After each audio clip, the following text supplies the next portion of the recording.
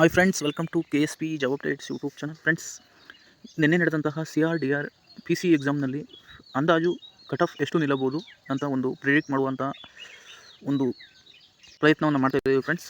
ಇದು ಅಧಿಕೃತ ಅಲ್ಲ, ಆದರೂ ನಾವು ಒಂದು ಅಂದಾಜು ಮೇಲೆ ಹೇಳ್ತಾ ಇರುವಂಥದ್ದು. ಕ್ವಶನ್ ಪೇಪರ್ನ ನೋಡ್ಬಿಟ್ಟು ಕ್ವಶನ್ ಪೇಪರ್ನ ಅನಾಲಿಸಿಸ್ ಮಾಡಿ ಇಷ್ಟು ನಿಲ್ಲಬಹುದು ಕಟ್ ಆಫ್ ಅಂತ ಒಂದು ಅಂದಾಜು ಮೇಲೆ ಹೇಳ್ತಿರೋದು. ಏಕೆಂದರೆ ಈ ಸಲ ಕಾಂಪಿಟೇಷನ್ ಸ್ವಲ್ಪ ಹೈ ಇತ್ತು. 3 lakhs ಪ್ಲಸ್ ಅಪ್ಲಿಕೇಶನ್ ಬಂದಿತ್ತು. ಅದರಲ್ಲಿ ನಮಗೆ ಬಂದಿರುವಂಥ ಇನ್ಫಾರ್ಮೇಷನ್ ಪ್ರಕಾರ ತುಂಬ ಜನ ಆಬ್ಸೆಂಟ್ ಆಗಿದ್ದರು. ಏಕೆಂದರೆ ಎಕ್ಸಾಮ್ ಸೆಂಟರ್ಗಳನ್ನ ದೂರ ಹಾಕಿರೋದ್ರಿಂದ ತುಂಬ ಜನ ಆಬ್ಸೆಂಟ್ ಆಗಿದ್ರು ಫ್ರೆಂಡ್ಸ್. ಅಂದಾಜು ಒಂದು 2.5 ಲಕ್ಷ ಪ್ಲಸ್ ಅಭ್ಯರ್ಥಿಗಳು ಮಾತ್ರ ಎಕ್ಸಾಮ್ ಬರೆದಿದ್ದಾರೆ ಅಂತ ನಮಗೆ ಬಂದಿರುವಂಥ ಒಂದು ಮಾಹಿತಿ ಆಗಿರುತ್ತೆ ಫ್ರೆಂಡ್ಸ್.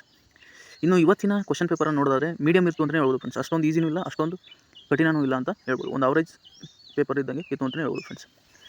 ಇನ್ನು PC ಎಕ್ಸಾಮಲ್ಲಿ ವಿಜ್ಞಾನದೇ ಹೈಯೆಸ್ಟ್ ಕ್ವಶನ್ಗಳು ಅಂತಲೇ ಹೇಳ್ಬೋದು. ಯಾವ್ಯಾವ ಪಾರ್ಟಿಯಿಂದ ಎಷ್ಟೆಷ್ಟು ಕ್ವಶನ್ ಬಂದಿದ್ದು ಅಂತ ನೋಡ್ಕೊಂಡು ಬರೋಣ ಬನ್ನಿ ಫ್ರೆಂಡ್ಸ್.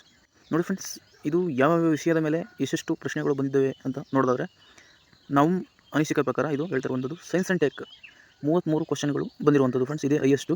ಅದಾದಮೇಲೆ ಜಿಯೋಗ್ರಫಿ ಅಂದರೆ ಸ್ಥಳಗಳು, ಪ್ಲೇಸ್ಗಳು, ಜಿಯೋಗ್ರಫಿ ಮೇಲೆ 23 ಕ್ವಶನ್ಗಳು ಬಂದಿದೆ. ಇದರಲ್ಲಿ GK ಎಲ್ಲ ಆ್ಯಡ್ ಆಗಿರುತ್ತೆ ಫ್ರೆಂಡ್ಸ್. ನೀವು ಒಂದೊಂದು ಕ್ವಶನ್ GK ಅನ್ಕೊಳ್ತೀರಾ. IC ಪೊಲಿಟಿ ಅಂದರೆ ಇಂಡಿಯನ್ ಕಾನ್ಸ್ಟಿಟ್ಯೂಷನ್ 15 ಕ್ವಶನ್ಗಳು ಬಂದಿರುವಂಥದ್ದು. ಇನ್ನು ಅದೇ ರೀತಿ GK ಅದರ್ಸ್ ಅಂದರೆ 7 ಕ್ವಶನ್ಗಳು ಬಂದಿರುವಂಥದ್ದು. ಅಂದರೆ ಈ ಕಂಪ್ಯೂಟ್ರು ಇದು ಎಲ್ಲ ಸೇರಿ ಒಂದು 7 ಕ್ವಶನ್ ಬಂದಿರುವಂಥದ್ದು. ಇನ್ನು ಕರೆಂಟ್ ಅಫೇರ್ಸ್ ಮೇಲೆ 6 ಕ್ವಶನ್. ಇದು ಜಾಸ್ತಿ ಆಗಿತ್ತು ಫ್ರೆಂಡ್ಸ್. ಆದರೂ ನಾವು ಈ ಎಕನಾಮಿಕ್ಸು ಇವೆಲ್ಲ ಕರೆಂಟ್ ಅಫೇರ್ಸ್ ಮೇಲೆ ಬೇಸಿಸ್ ಮೇಲೆ ಬಂದಿರೋ ಅದು ಸಬ್ಜೆಕ್ಟ್ಗೆ ಸೇರಿಸಿದ್ದೀವಿ ಫ್ರೆಂಡ್ಸ್. ಇನ್ನು ಮೆಂಟಲ್ ಎಬಿಲಿಟಿ ಅಂದರೆ ಅತಿ ಕಡಿಮೆ ಫ್ರೆಂಡ್ಸ್. 5 ಕ್ವಶನ್ಗಳು ಮಾತ್ರ ಕೇಳಿರುವಂಥದ್ದು. 3 PC ಎಕ್ಸಾಮ್ಗಳಲ್ಲೂ ಇದೇ ಫಸ್ಟು ಇಷ್ಟೊಂದು ಕಡಿಮೆ ಕ್ವಶನ್ಗಳನ್ನ ಕೇಳಿರುವಂಥದ್ದು ಮೆಂಟಲ್ ಎಬಿಲಿಟಿ ಮೇಲೆ. ಈಗ ನಡೆದಂಥ 3 ಕ್ವಶನ್ಗಳು ಪೇಪರ್ಗಳು ನೋಡಿದ್ರೆ ಇದೇ ಕಮ್ಮಿ ಮೆಂಟಲ್ ಎಬಿಲಿಟಿ ಕೇಳಿರುವಂಥದ್ದು. ಇನ್ನು ಎಕನಾಮಿಕ್ಸು 4 ಕ್ವಶನ್ಗಳಷ್ಟೇ ಬಂದಿರುವಂಥದ್ದು. ಟೋಟಲು 100 ಕ್ವಶನ್ಗಳು ಈ ರೀತಿ ಬಂದಿರುವಂಥದ್ದು. ಇದು ಅವರೇಜ್ ಪೇಪರ್ ಆಗಿರುತ್ತೆ. ನನ್ನ ಪ್ರಕಾರ ಇದು ಕಟ್ ಆಫು ಫೈನಲ್ ಅಲ್ಲ ಫ್ರೆಂಡ್ಸ್. ನಮ್ಮ ಒಂದು ಅಂದಾಜಿನ ಪ್ರಕಾರ ನಾನು ಹೇಳ್ತಿರುವಂಥದ್ದು. ನನ್ನ ಪ್ರಕಾರ ನೋಡಿ ಫ್ರೆಂಡ್ಸ್, GM 75 ಪ್ಲಸ್ ಅಂದರೆ 75 ಮೇಲ್ಗಡೆ ಬಂದವರು GM ಅಲ್ಲಿ ಸೆಲೆಕ್ಟ್ ಆಗ್ತಾರೆ ಫ್ರೆಂಡ್ಸ್. ಯಾವುದೇ ಕ್ಯಾಟಗರಿನೂ ಬರಲ್ಲ, ಯಾವುದೇ ರಿಸರ್ವೇಷನ್ ಬೇಕಾಗಿಲ್ಲ, ಡೈರೆಕ್ಟ್ ಸೆಲೆಕ್ಷನ್ ಆಗ್ತೀರಾ ಅಂತ. ಇದು ಯಾಕೆಂದರೆ ಒಂದೊಂದು ಜಿಲ್ಲೆಗೆ ಚೇಂಜ್ ಆಗುತ್ತೆ ಫ್ರೆಂಡ್ಸ್. ಬೆಂಗಳೂರಲ್ಲಿ 1000 ಪ್ಲಸ್ ಪೋಸ್ಟ್ ಇರೋದ್ರಿಂದ ಎಲ್ಲ ಅಪ್ಲಿಕೇಶನ್ನು ಅಲ್ಲೇ ತಗೊಂಡು ಹೋಗಿದ್ದಾರೆ. ಮೈಸೂರು ಈ ಸಿಟಿಗಳಲ್ಲಿ ಸ್ವಲ್ಪ ಜಾಸ್ತಿ ಕಟ್ ಆಫ್ ನಿಲ್ಲುತ್ತೆ. ಡಿಸ್ಟಿಕಲ್ಲಿ ಸ್ವಲ್ಪ ಕಮ್ಮಿ ಕಟ್ ಆಫ್ ನಿಲ್ಲುತ್ತೆ ಫ್ರೆಂಡ್ಸ್. ಬೇಕಂದರೆ ನೀವು ನೋಡ್ತಾ ಇರಿ.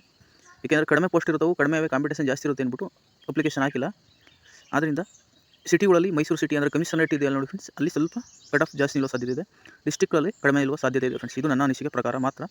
GMI 75 ಪ್ಲಸ್ ಆಗ್ಬೋದು. 3B ಇದು 72 ಪ್ಲಸ್ ಅಂದರೆ 72 ಪ್ಲಸ್. ನಿಮ್ಮದು ರೂರಲ್ಲು, ಕನ್ನಡ ಮೀಡಿಯಮ್ಮು, PDP ಇದಿದ್ದರೆ ಇನ್ನೊಂದು ಸ್ವಲ್ಪ ಕಮ್ಮಿ ಆಗ್ಬೋದು ಫ್ರೆಂಡ್ಸ್. ಆದರೆ 3B ಒಂದೇ ಇದ್ದರೆ 72 ಪ್ಲಸ್ ತಗರೆ ನೀವು ಸೆಲೆಕ್ಟ್ ಆಗೋ ಸಾಧ್ಯತೆ ಇರುತ್ತೆ. ಇನ್ನು 3A 733 ಪ್ಲಸ್ ಅಂದರೆ 73 ಪ್ಲಸ್ ಯಾರು ಮಾಡಿದ್ರೆ ನಿಮಗೆ ಒಂದು ಸೆಲೆಕ್ಟ್ ಆಗೋ ಚಾನ್ಸಸ್ ಇರುತ್ತೆ ಫ್ರೆಂಡ್ಸ್. ಇನ್ನು SC ಅವ್ರದ್ದು ಶೆಡ್ಯೂಲ್ ಕ್ಯಾಸ್ಟ್ ಇವರು 70 ಪ್ಲಸ್ ಮಾಡಿದರೆ ನೀವು ಫೈನಲ್ ಲಿಸ್ಟಲ್ಲಿ ಇರುವ ಸಾಧ್ಯತೆ ಇದೆ ಫ್ರೆಂಡ್ಸ್. ಇದು ಅಂದಾಜು ಮಾತ್ರ.